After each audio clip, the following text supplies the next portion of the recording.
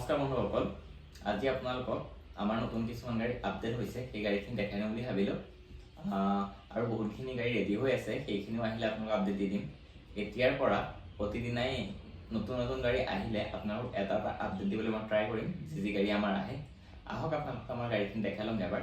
আৰু আমাৰ লোকেশ্যনটো গম পায়েই, গোলাঘাট ঢেকিয়ালত হয়। বলক আপোনালোকক মই গাড়ীখিনি দেখাই ল'ম এবাৰ।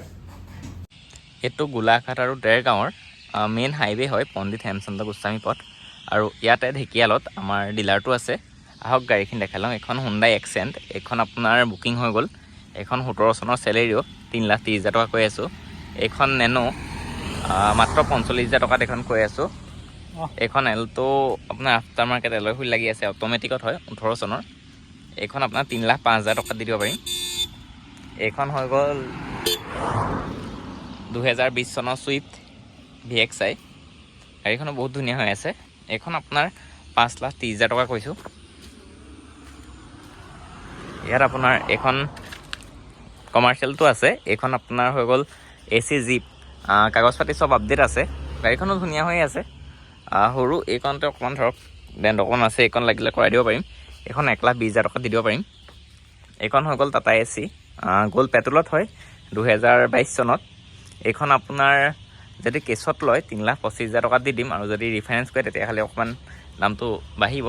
গাড়ী 30,000 মান চলি আছে। এইখন বহুত ধুনীয়া হৈ আছে। বাকী এইখন চাফাৰী ষ্ট'ম 2015 চনৰ আছে। বলেৰো আছে, এইখন 12 চনৰ। এই দুখন চুইফ্ট ডিজায়াৰ 2014 চনৰ, 3,00,000 টকাকৈ কৈছোঁ। এইখন ইমান আপোনাৰ 14 চনৰ, এইখনো আপোনাৰ বুক হৈ গ'ল। এইখন I10 আছে 13 চনৰ, 165। বাকী এইখন এল্টো 2019 লাষ্টৰ এয়াৰবেগ থকা মডেল, এইখন আপোনাৰ 3,00,000 টকা। বাকী আপোনাৰ এইখন মাৰুতি অমনি আছে 18 চনৰ, এইখনো 37,000 মান চলিছে। এইখনো 2,70,000 টকা কৈছোঁ।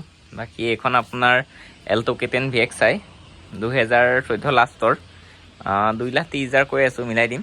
আৰু এইখন আপোনাৰ 1,35,000 টকাত I10 2011 চনৰ। এড্ৰেছটোতো গম পালেই, ঢেকিয়াল চাৰিআলি, গোলাঘাট আৰু দেৰগাঁৱৰ মাজতে হয়। বাকী যদি কিবা গাড়ী পচন্দ হয় আপোনালোকে স্ক্ৰীণত নাম্বাৰ দি দিম, কণ্টেক্ট কৰিব পাৰিব।